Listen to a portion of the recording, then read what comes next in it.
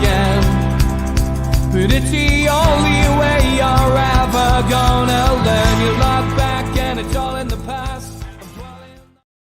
Good evening and welcome to NUFC Matters with me, Steve Wraith. It's Thursday night and I'm always joined by Supermac and Gibbo. We did have Supermac here in the green room before the show, having a casual chat, and then the dog needed walking. So yes, unfortunately, we've lost Malcolm at the start of the show instead of at the very end. So I'm sure he'll join us. I'm sure he'll ghost in at the back post in about 5 minutes' time. But anyone who's going to put a bet on that, John, they've lost their money. Oh, absolutely, mate. He was always unpredictable, Supermac. We've talked about players ought to be unpredictable, like St. Maximum, and Supermac was always unpredictable. He always went missing and then suddenly come up and the ball's in the net twice. So he'll be back. There's absolutely no question. He will. Well, I've been for my jab today. I ended up with a Moderna jab. I got the first one today. I know, John, you've had both of yours, haven't you?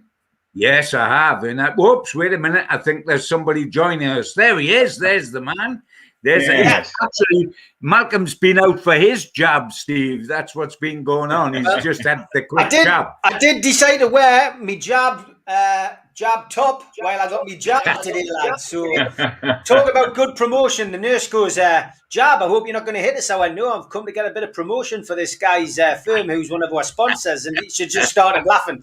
But Malcolm, we actually started 5 minutes late, Mal, so that you haven't missed anything. We've literally just started. So welcome to the show, and good to see you. And let's start not with a Super League, but another win for Newcastle, Malcolm. 3-2 against West Ham, a team chasing, Champions League football. 2-0 up, fair enough. 10 men West Ham had, but Newcastle then let it slip. Couple of goals back, 2-2, and then got the winner. St James's Park's roof would have gone off if we'd all been there. But great result. No matter how it happened, it was a great result, and especially with Fulham dropping more points at Arsenal, it looks as if Newcastle again this season might just struggle and get away to safety.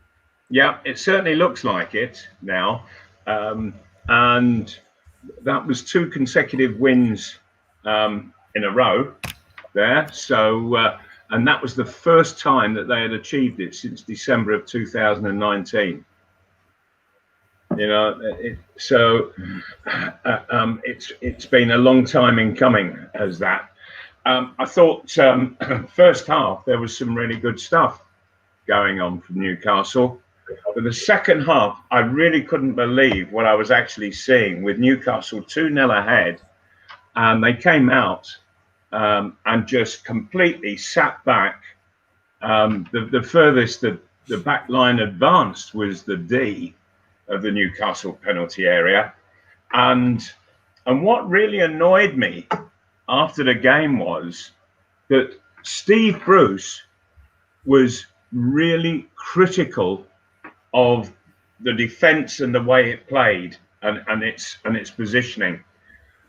And yet, through the game, through that second half, I kept watching to see, because I could see they were defending way too deep, and they were just inviting West Ham onto them, and they were Newcastle were building West Ham's confidence, for heaven's sake. And we should have been pinning them into their penalty area with them being a man down. And I watched Steve Bruce through that second half. He never sought once to get a message onto the field, to get the defence pushed up. Dear me, if it was me or a host of other managers, Sean Dyche, for example, he would have been sprinting down the line and screaming across the line for them to get pushed up. He would have been running back towards the dugouts to show them the position that they should have been at. And it wasn't happening. And I think I just hope that Newcastle now, I think they've got enough points. But you can't take anything for granted, particularly when you see that happening, and it's for all the other teams to see as well. And well done, Willock. I have to say, and also it was a fantastic cross from Richie, who I thought played ever so well on the day. I thought he was absolutely terrific, and I thought Sean Longstaff did really well.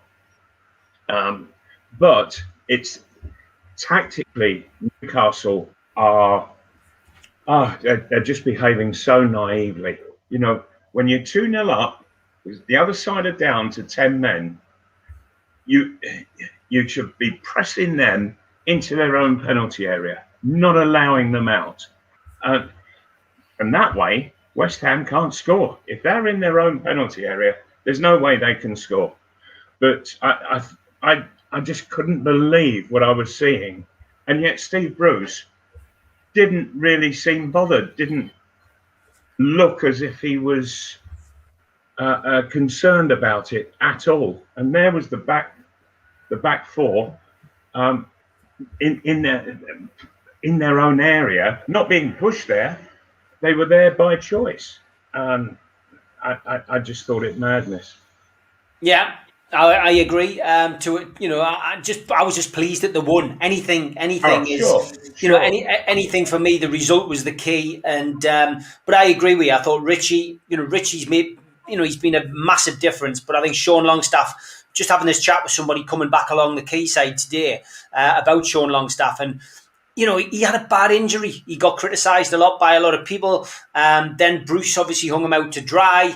But fair play to him. He's come back in and he's just gone about his job professionally. And he's been a rock in the centre of midfield, really, alongside Shelby, who we're not big fans of Shelby, but we're getting the results, Malcolm. That's all that matters. Gibbo, your take on the game at the weekend? Yeah, absolutely delighted. You're right, Steve. The only thing that matters at this time of the season is the result.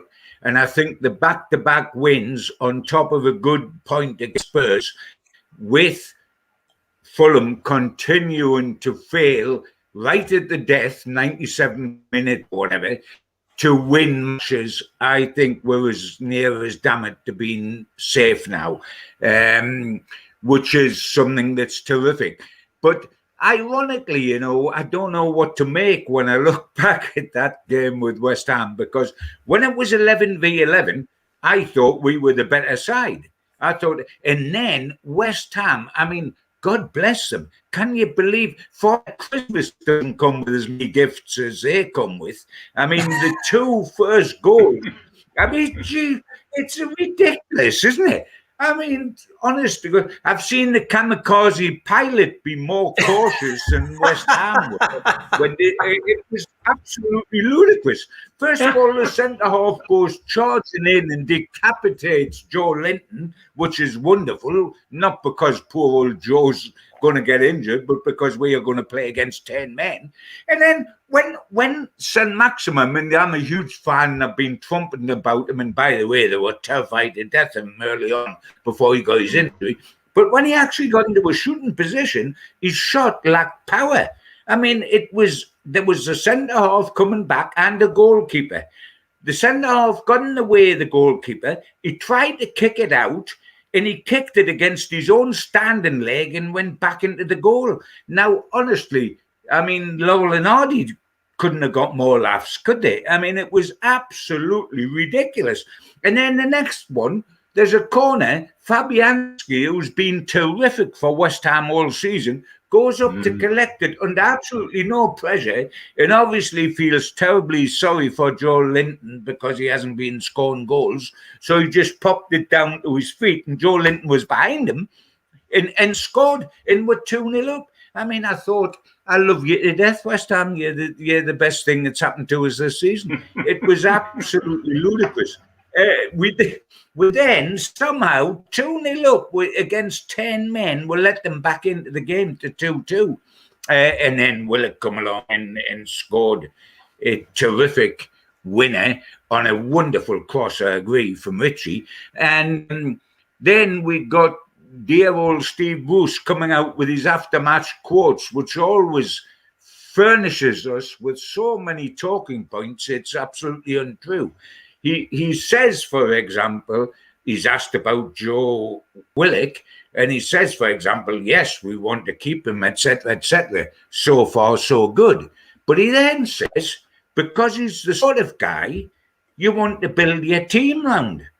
Now, he wants to build his team round him so much, he dropped him, and the goals that he scored for us that been point winners, equaliser against Spurs and the winner against West Ham, off the bench.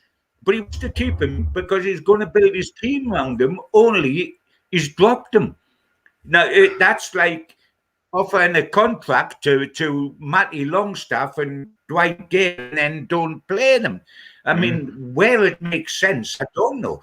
What I'm looking forward to this Saturday, playing devil's advocate, guys, is he's got to start with Joe Linton because we can't get goals up front, never mind from midfield, and this guy's scoring from midfield, so that's a unique situation. So you've got to play him. So now he's got a problem. Does he drop Sean Longstaff, who's done very, very well since he came back, or does he drop the guy that all the fans would say drop, which is John Joe Shelby, who just happens to be going back to his old club, Liverpool, and is so loved by Steve Bruce. As far as I can see, Steve's two big loves are Shelby and Joe Linton because he picks them all the time. Yeah. But he loves Shelby so much, he's made Shelby skipper and he's going back to Liverpool. So I don't think he's going to drop Shelby, do you? I don't think on that. I'm not saying whether he should, but he certainly won't. And then how does he get Willock back in the side? Oh, goodness, this man has scored the winner. I love him to death. I want to build a side round him. And a week later, oh, crikey me, how do I get him in the side now? So that's he might play 12. He might play 12. So all the side have to play on the subs bench. Yeah, Malcolm, John's touched on it there. Joe Linton is on fire. Damp squib. And Malcolm lit the fire underneath him. Malcolm lit the fire. He's now starting to wear that number 9 shirt with pride, Malcolm. I would have been upset if he hadn't have scored that chance against West Ham. Dear me, it really was dropped at his feet for him, wasn't it? Turned on a sixpence, Malcolm. Yeah. I tell you what, I could have scored that one, and I've had 2 dabs in the old age pension. Yeah, I don't want to be unkind, but no, he scored. Let's say he was in the right place at the right time. Good, that's very diplomatic. But look, fair enough. He was in the right place at the right time. Steve, I would like to ask another question. I haven't been devil's advocate over Willock. We must get Willock in the team. Oh dear, do we drop Shelby? Let me put you another question here, being a naughty boy. If San Maximum is declared fit, and please God may be, if we're ready to start Callum Wilson, how do we get Callum Wilson into the team without dropping Joe Linton? There's another one. Steve Bruce ain't going to go to sleep tonight or tomorrow night. How does he get Callum Wilson and Joe Willock into the side, but not drop Shelby or Joe Linton? Now, there you go. Yeah, that's it. It's not easy being the manager of Newcastle, is it? Definitely not. Good result anyway, and 8 points clear. Game in hand on Fulham, and we've got to play them, Malcolm. I think it's done and dusted, and let's hope it is. We'll look at Liverpool towards the end of the show. Let's talk about those 2 swear words that came out this week. Super League, Malcolm. What on earth were you thinking when you were sitting having a cuppa on Sunday night in between football matches? And the news broke of the big 6, the top 6, although we jokingly say top 5 plus Tottenham. What was your views when you heard about their plans and their formation and then saw the subsequent fallout? Well, the first thing I did was check my day's newspaper of that day to see that it wasn't April the 1st. Because as I listened to it, I just started to shake my head, and I was saying, as I was hearing the news, it'll never work. It can't work. They won't allow it to happen. That was my immediate reaction to it. And for highly intelligent guys who are all billionaires, and I'm particularly talking about the three Americans, it just goes to show how they don't understand what they're involved in when it comes to football. There was no way that the football authorities around the world were ever going to allow that to happen. It couldn't happen. And apart from anything else, and I have to say, congratulations to Gary Neville, because I thought he spoke absolutely brilliantly when asked for his reaction. And he was very critical of Man United in particular. So I praise him for that. And James Milner, he came out, an actual Liverpool player, and absolutely condemned the whole thing. Now, that raises a really interesting aspect that if it had continued and actually gone ahead, my feeling is that the way the contracts are written and the club rules and so on and so forth, that the clubs would have been in breach of contract to all their players. And their players could have claimed a free transfer and walked. You know, now, I really, honestly don't think that they have seriously thought this through. I don't think they've taken professional advice, legal advice. And because of this, and come on, these are serious business people, I think, well, hang on, is this just a prelude to something else that's going to come and hit football? What can they follow it up with? And I can't think of it. I have to be very honest. The whole thing was so naive. I thought these people really can't be serious. And of course, the whole of the football, the whole of football around the world, literally turned immediately on these people, and so it was an incredible show of strength by everybody involved in the game, other than these six. Now, what I really do find interesting is, Steve, that these six now, all the individuals concerned with them have been sacked from any positions that they hold within football, other than just with the club. The football authorities want them out, and so wasn't it the big six that were putting the pressure on to get the Premier League not to allow the takeover to happen? Yeah. Right. So how does that stand now? You know, surely. Yeah, the interesting thing, Malcolm. The interesting thing, Malcolm, is that whether it was the big six or not, it was certainly two of the big six, and Spurs and Liverpool, that didn't want Newcastle United in as big hitters as they may well have become with the Saudis, and they saw that as a challenge. And the Premier League tried to tell us they didn't have any influence. We know damn well that they did have a lot of influence. And I like to think it's their comeuppance that is happening right now. And a couple of things I say on the Super League without dwelling on it too big. First and foremost, we're talking about an elite European Super League.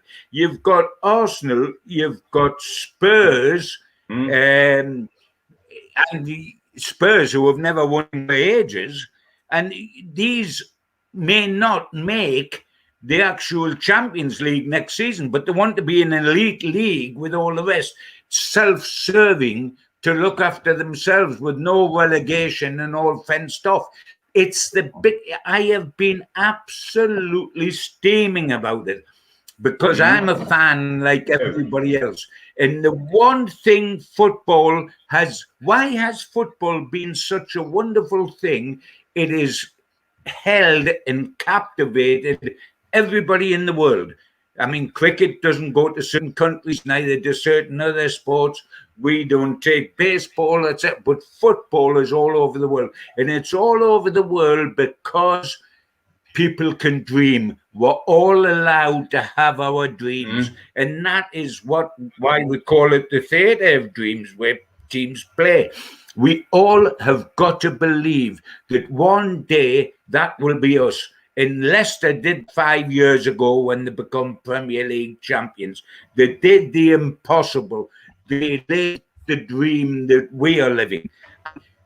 Watched Newcastle win a European Cup. I watched Newcastle play in the Champions League and beat Barcelona and beat Juventus and draw with Inter Milan and beat Inter Milan in the European Fairs Cup the season after we won it. I lived the dream there. I've been a dreamer all my life. I dream of Newcastle winning another European trophy before I die. I dream of Newcastle winning the Premier League, and they've never won the top flight since 1927. But I've got a right to believe it, and that's what keeps me going. I believed when I was 11 years at Gateshead, I believed that we could get Gateshead back in the Football League. The whole reason for us taking part in football is not that your dreams come true. It's a bonus if they do, but you've got to be allowed to dream. This six said, you lot are going to just make up the numbers. You can't dream anymore. You're not going to get to the top table. And to do that was it. No wonder supporters were up in arms, and even their own clubs. You got Klopp come out against it, as well as Milner. Yeah. Pep Guardiola come out against it. Other players come out, and nobody wanted it, bar the greedy guys that had got their sticky fingers on the purse strings. And you know what, Malcolm? What pleased me, and yes, the top Italian clubs followed, and yes, La Liga clubs followed. But what pleased me, Malcolm, was Bayern Munich, who's as big as anybody, because they keep winning the European title, and Paris Saint-Germain both said no when it was easier to say yes. And more bloody power to them for doing that. Yeah. Yeah, Malcolm. I mean, it's been a funny couple of days as well, because for me, if you're going to plan something like this and you're going to announce it, then I know you're saying that they live in ivory towers and that these guys don't really know what's going on at street level, but you would think they would have been prepared for some kind of backlash.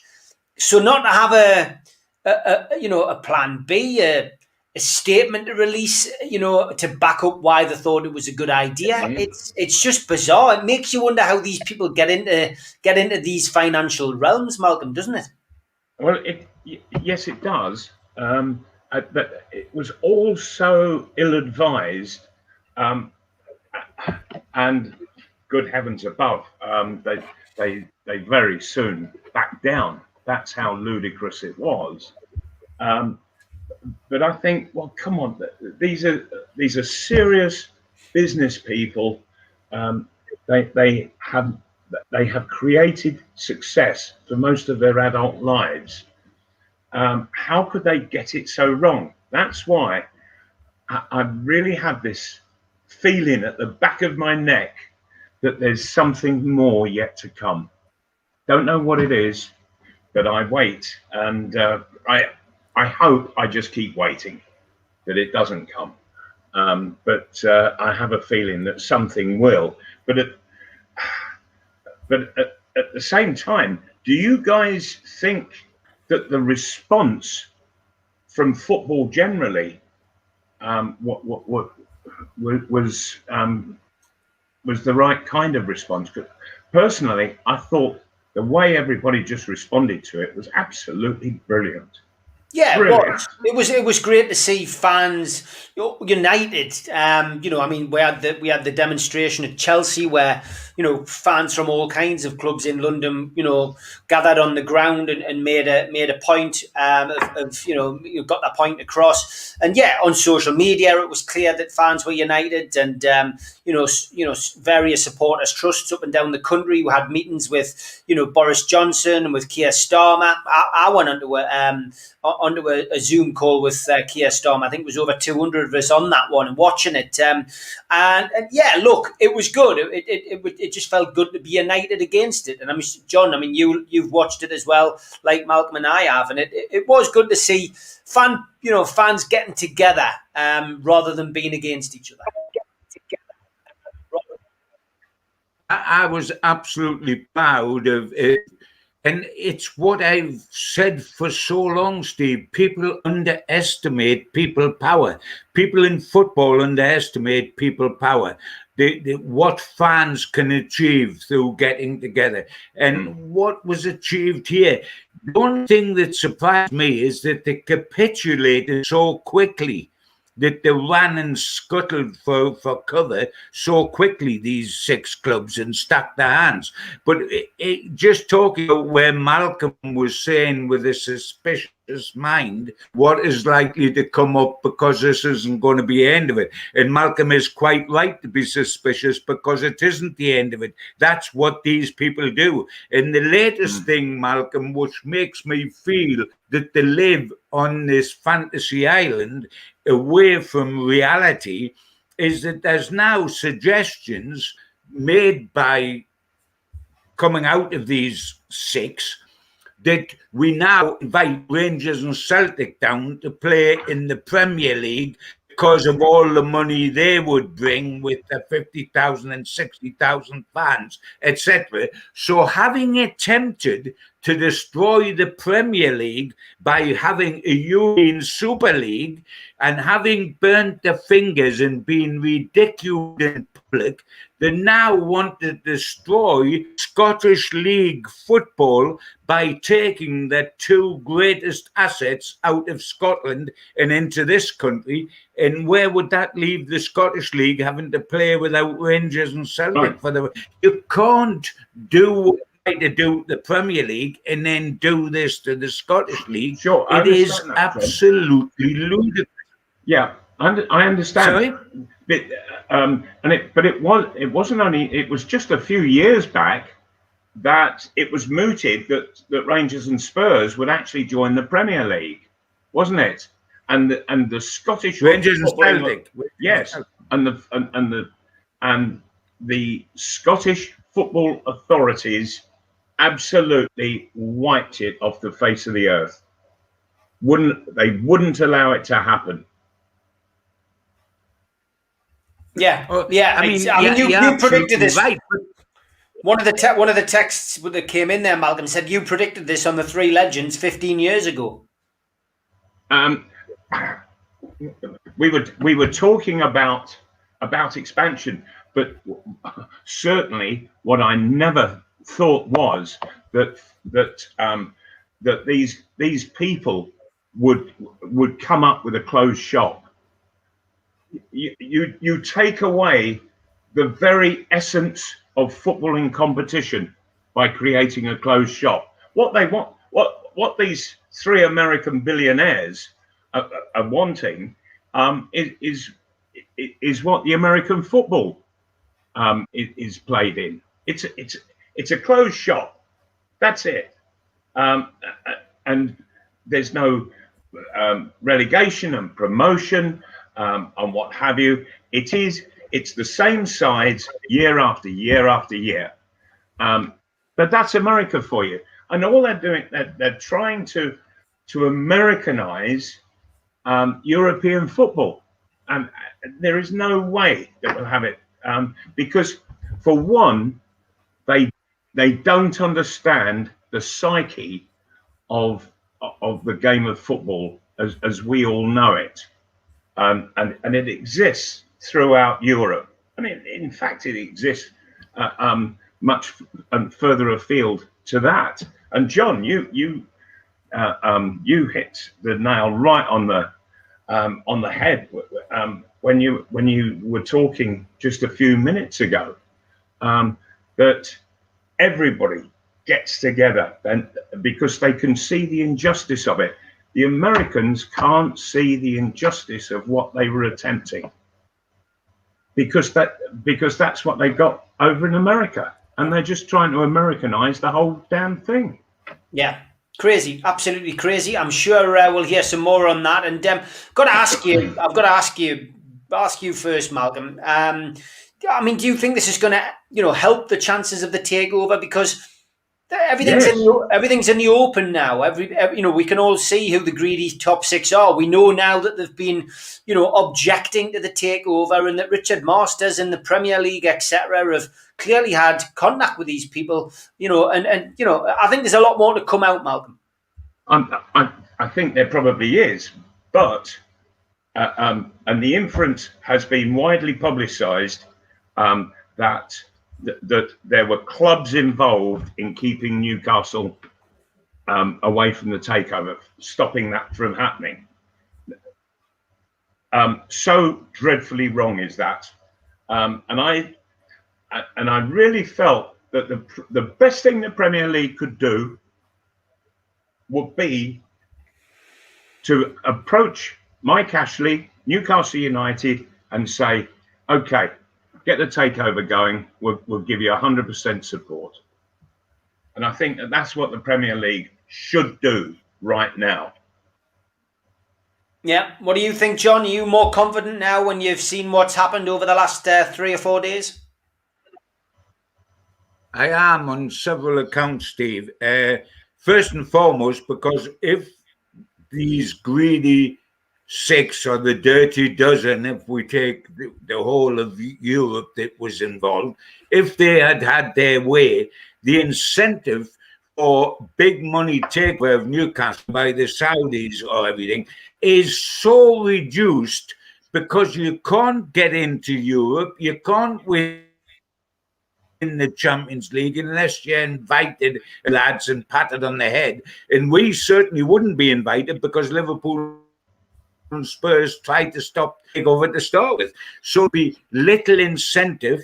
And if the six had stayed defiant with the backbone and gone ahead and risked being thrown out of the Premier League was going to be so diluted. How important without those six and with having to bring sides up from the Championship, etc., how attractive would it have been to a takeover? Now we're back in the realm of the takeover because of the safety we're in, are looking like a good proposition again. And the pressure is on the Premier League. While they're concentrating on the embarrassment and the outrage of this six, they will suddenly start thinking, if we turn down Newcastle again, we are going to look as if we're not in control of our own destiny, etc., after what happened with this Super League. When, let's be truthful, the Premier League, etc., were totally blindsided. They were sitting with these wonderful six clubs deciding the future of English football, with these six pulling the strings, and they were blindsided because the minute these six clubs went out of that room, they were holding their own meetings to tuck up the Premier League and start a European Super League. It is absolutely ludicrous, and the Premier League come out of this smelling of that manure we like to put on the garden.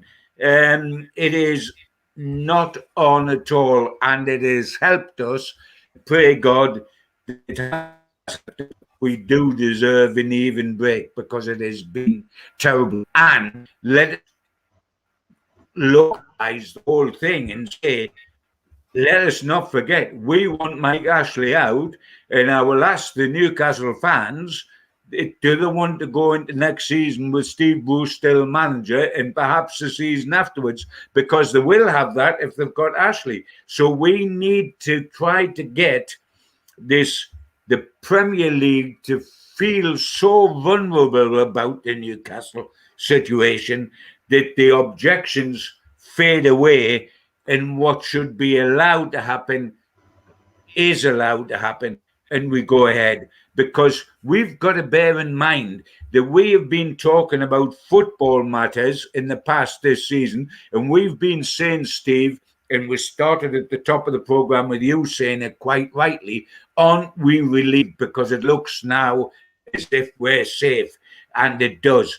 But I'll ask you a question, Steve. We're safe, but if it changes, we fight the relegation again next season.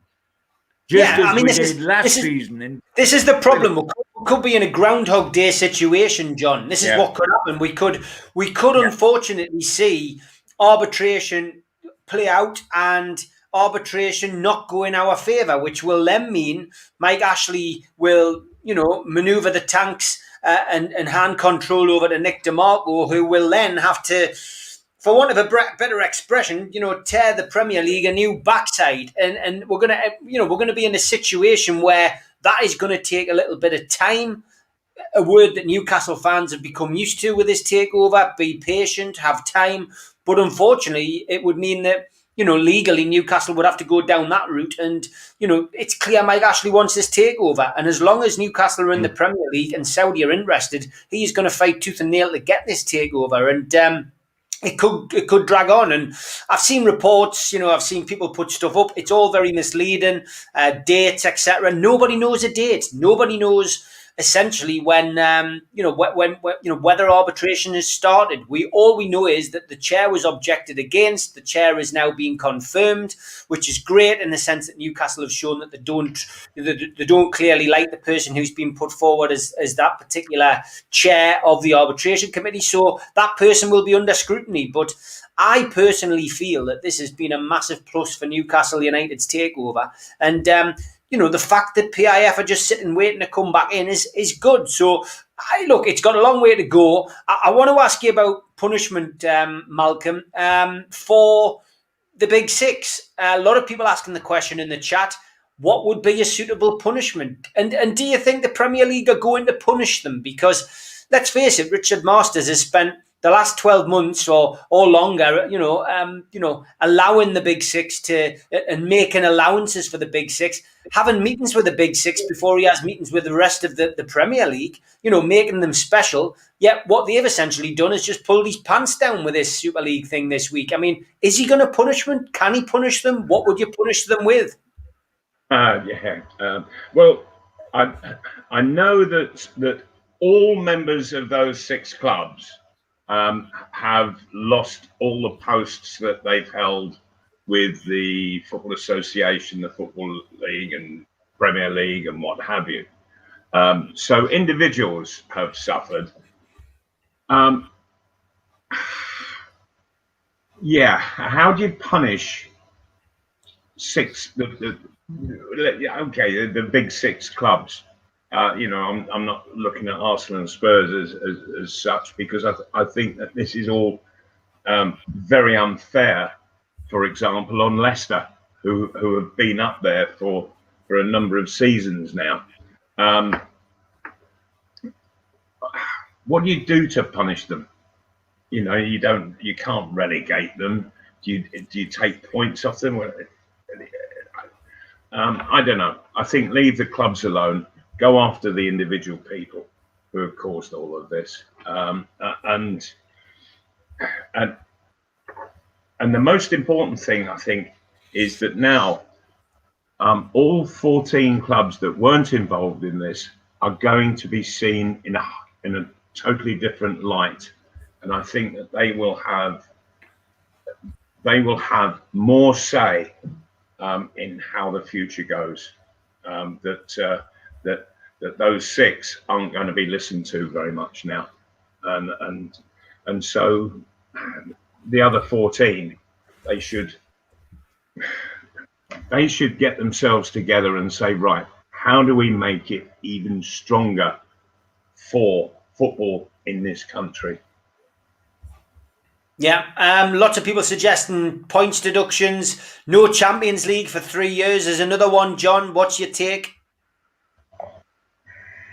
Well, let me say straight away that Graham Souness came out, and we've got to remember that he's a Liverpool legend, so he might have some bias in this. And he said, well, what you mustn't do is take points off a club.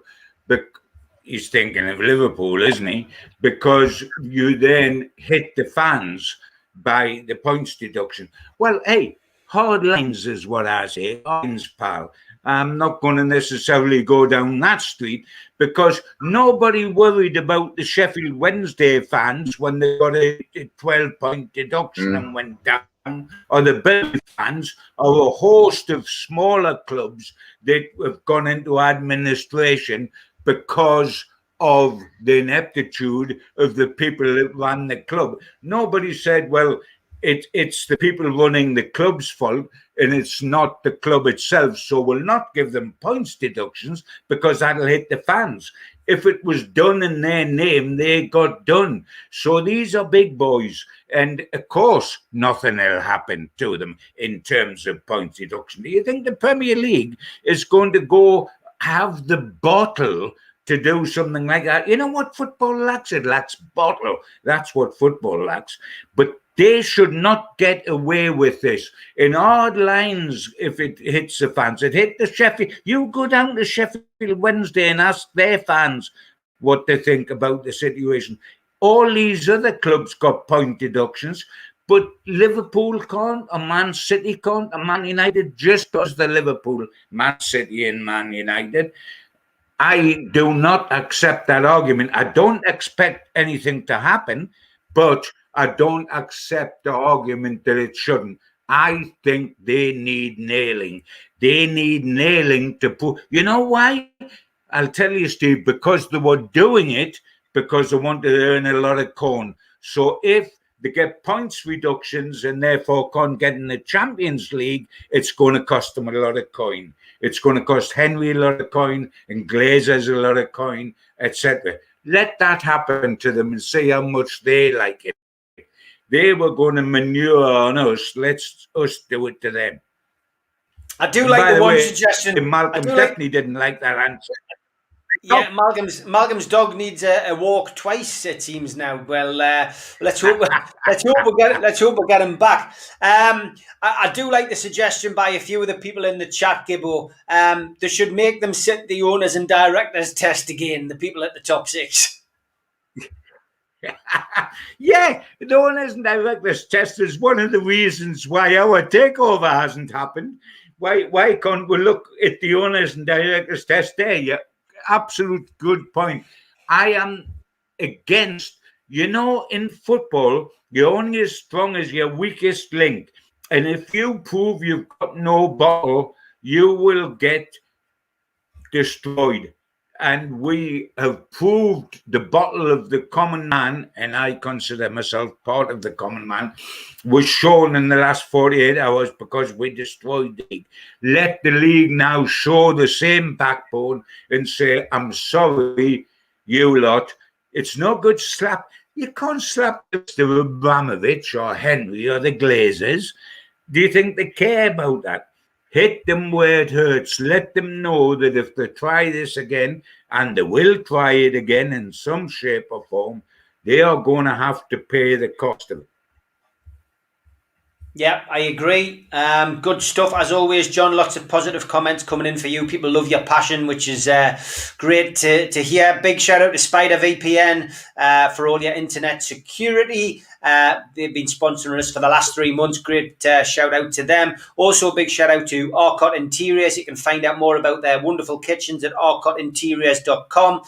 Inquiries at arcot.org.uk, or give them a ring on 0191 265 8663. Also, a big shout out to John at qtechshop.co.uk, the makers of pool tables and snooker tables in Wallsend and Newcastle, and to Jab Signature, the makers of some fantastic boxing leisure wear. If you're a first-time visitor to the channel, hit the Newcastle Legends logo in the bottom right-hand corner and subscribe. You can also become a member if you hit the members button, make a small donation to the show, and you can also click the like button by hitting that little thumb up or click the share button and share the show to your social media. Also hit the comments, and in the comments you'll find plenty of like-minded Newcastle fans, all with a great opinion. Maybe get your comment on the screen and on the show. We might talk a little bit about what you've had to say tonight. We're going to look ahead now to the weekend, and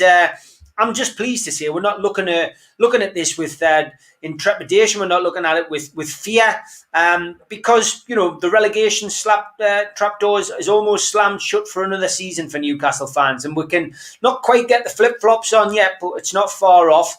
We've got a visit to Anfield though on Saturday. We're facing the defending Premier League champions Liverpool. It's a 12:30 kickoff, and live coverage is provided by BT Sports this week. We will be doing a match day live on here to talk you through it as well. Obviously, Newcastle have just beaten Burnley and West Ham. We're seeking our third successive Premier League win for the first time since 2018. Early team news: Isaac Hayden and Jamal Lascelles, of course, are still injured. Fabian Schär, though, is back in training, but he isn't match fit.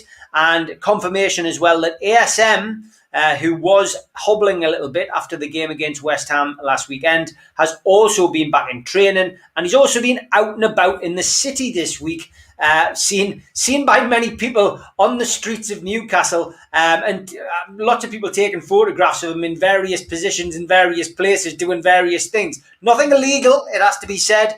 And I'm just going to bring up one of the photographs here, John, just to show that he's getting into the Newcastle festivities. He's having an ice cream, mate.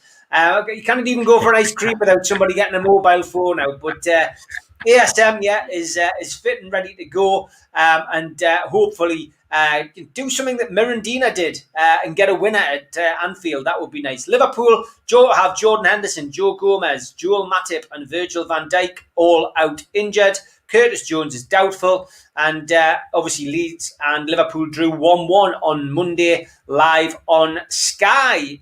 Liverpool's recent record is one that you would tend to dream of. For a Newcastle fan, they managed a few wins in a row, but then they had a whole host of defeats. Andre Marin is the referee. Only the second time we've seen him this season.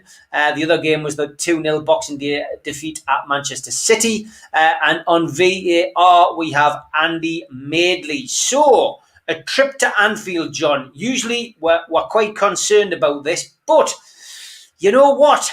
Liverpool are looking shaky. Newcastle's got a newfound, zest about them. We're getting results. We're scoring goals. And you wouldn't write Newcastle off getting something at the weekend. What's your take on it? Well, you were mentioning, Steve, in that build-up to the game that the fear of relegation is almost gone, and you're right. You know what I hope? That the fear is almost gone out of Steve Bruce, because we don't need to go to Liverpool with fear. The only thing that's fearsome about Liverpool is the name Liverpool. They are not the side that they were when they were champions last season, when they won the European trophy a couple of seasons back. When Newcastle had that awful run recently, when in 22 games we only won about twice, one of the reasons for that, in my humble opinion, was that we were timid. We were both timid tactically, 5 at the back, 2 sitting midfielders, 1 up top. We were timid tactically, and we were timid in our approach, the way we approached the game. We played with fear. There is no need to play with fear at Anfield, because they're not the team that they were. They lost 6 home games on the trot. You believe that? It's almost unbelievable. There are 6 on the trot, culminating only last week with getting beat at home by Fulham, and we're all grateful to Fulham for the fact that they can't win. They won 1-0 at Anfield. And why are they not the team they were? Because the Kop isn't full of wonderful, vibrant supporters anymore. It's deserted. They've got no centre-halves. Van Dijk's gone. Joe Gomez is gone. Joel Matip is gone. The midfield general, Jordan Henderson, hasn't been there for the last month. And the famous 3, even the famous 3 up front, aren't scoring goals the way they did. They're scoring a lot more goals than Newcastle's front three, but they're not scoring the way they did. So there is genuine hope to be there as long as we decide to have a pop at them. We don't go there and tuck the forelock and say, we're very happy to be here, you're the champions, so you can duff us and we'll go home. We can't defend for 90 minutes against them. There's no reason why we should try. If we go there with the attitude that, in fairness, recently we had, but you know what worries me is that Steve Bruce could look at this and we're just, when we're playing West Ham, they were fourth top. But somehow in your mind, they're still West Ham, aren't they? They're not awesome, they're West Ham. Liverpool, some teams play the name. They don't play the team, they play the name. And Liverpool frightens them. We should not be frightened, and we should not instill in the 11 that's picked the fear that we've got to defend, and we may, if we get lucky, nick something. We have got to go out and play them. They haven't got any centre-halves. Let them worry about San Maximum, Almir, and hopefully Wilson. Let them worry about that, and us worry about their front three. And let's see what happens. This is almost a free hit for us because we've got 6, 7 points out the last 9. We look as if we're going to be safe. This is almost a free hit. Let's have a pop. Let's see what happens. Let's see how much they like our front three running at their makeshift back rather than us worrying about their front three running at us. Let's have a pop. It's a free hit. If we approach it right, we've got a chance. If we approach it with trepidation, we've got no chance. Mal, you've got a good history against Liverpool, mate. You've done the business against them on your debut, in your home debut. But yeah, look, I'm confident going into this game. Liverpool aren't pulling up any trees at the minute. Mal, what's your take? No, they're not. They are still a good footballing side. It has to be said. But I just hope that the second half that Newcastle played, it is a lesson learned for Steve Bruce. Can't sit back. And after the game, he was naughty because he blamed the back four for dropping off. And yet through the second half, he didn't do anything to get them pushed up. Now, and if they sit back against Liverpool, then Newcastle haven't got a chance. You've got to push the Liverpool forwards as far away from your penalty area as you possibly can, and keep pushing and pushing, and that gets you more into contact with the midfield, who are in better contact with the forwards, and the forwards are then playing on the edge of the Liverpool penalty area, and then the pressure is on Liverpool, and if Wilson, it would be good if Wilson is back, and with Almiron and running in the way that he's doing, and St. Maximin, then Newcastle could cause all sorts of problems. I don't think there's the confidence at Liverpool that we've seen in the past, and if Newcastle get at them rather than sit back, then we've got a chance. But I can't wait to see what happens at the start of the game, because has Steve Bruce learnt his own lesson about the defence sitting back? Has he learnt his own lesson? Because he was critical of them sitting back after the game, but he did nothing during the game. And that's what I just find it so much of a conundrum with this fella. Push up, you've got a chance. Drop off, you're going to get murdered. Yeah, that's it. Look, nothing ventured, nothing gained. We don't go into this concerned about, our league position at the moment. And, we've given ourselves a huge chance of staying up, Mal. Probably one more win and another defeat for Fulham, and it's mathematically impossible, I would say. And they're not gonna overtake us. There is just one thing though that I would add, and that is that Newcastle's goal difference isn't the best. That's for sure. And you never know what can happen between now and the last game of the season. And I would hate to think that in that last game of the season that it could just come down to goal difference, because Newcastle's isn't good. So playing at Liverpool, yeah, they've got to contain Liverpool and do everything they can to stop them from scoring, but at the same time, got to get forward, got to go and score goals themselves, and I think that's vital. I've seen too much of Newcastle just sitting back, and the forwards, they're almost strangers to the rest of the team because they're so ill supported, so non-supported, and if Wilson's coming back in, the least the team can do is get pushed right up and get playing around him, and give him as much support as is possible. Yeah. Prediction then, Gibbo, from you?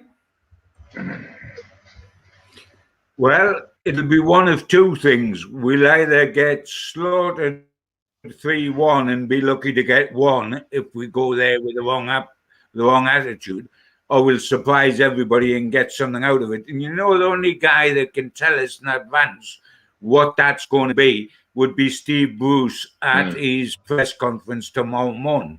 Of course he won't, because he won't be asked the question, first of all. And secondly, if he was, he would give the political answer, not the literal one. It all depends on the attitude we go out with. If we go out without fear, we've got a genuine chance. If we go out without fear. You know why? Because the longer the game goes on, fear will creep into Liverpool because of those 6 results, those 6 defeats on the trot that they had at Anfield. But if we at all are apprehensive, they could come strong and find their feet again, because Klopp has said the 6 games they are now facing are 6 cup finals because they've got to get in the Champions League. Ironic he says that, by the way, when his club wanted to get rid of the Champions League in have one competition, but that wasn't Klopp's fault, that was Henry's fault. But how ironic that is. It's 6 cup finals when, as far as Henry's concerned, there's no cup finals. But the point is, it all depends on the way we play. We've got a chance if we go out there and we lack fear. If we have fear, we get well cuffed, mind.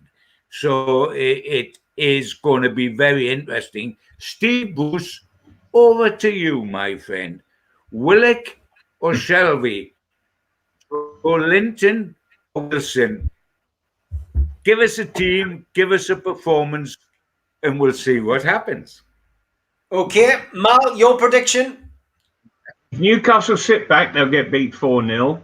If they push forward and look to put the pressure on the Liverpool back 4, then the worst they'll get is a draw, and I can see that. I can see there being goals. I'm going to go for a 1-1 draw in the end, because I really don't know what Steve Bruce is going to do. And I think we've seen so many cock-ups from him that I've just got this horrible feeling he's gonna do it again. Well, let's hope not. Look, we've got breathing space, lads. We're a lot happier than we were a few weeks ago. Joe Linton's on fire, looking like he might get the golden boot. And all's good on NUFC Matters podcast. Good to see you, lads. Have a good weekend. I'm hoping I don't have any ill effect of this jab. I'm back tomorrow 5:30 with the three amigos, and Keith is dropping in again from NCSL. Also going to have John Waff on tomorrow night from the Magpie Group. We haven't had John on for a while, so it's going to be great to catch up with John. He'll be giving us his views on the recent events with the Super League, the Takeover, and anything else you want to find out about. So looking forward to having John back on. It's always good. Lots of positive comments coming in. Lots of people saying brilliant show. Thanks very much. Hit the like button before you go as well, guys. Very, very important. But I'll see John and Malcolm again next week. Take care, lads. All right. Hopefully a win. God bless. Fingers crossed. God bless you, lads. All right, lads.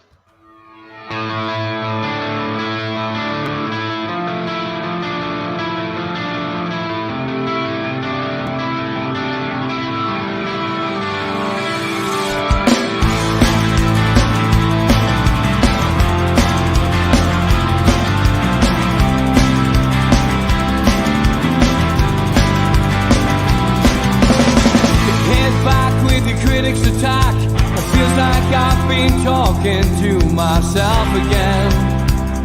But it's the only way you're ever gonna learn. You look back and it's all in the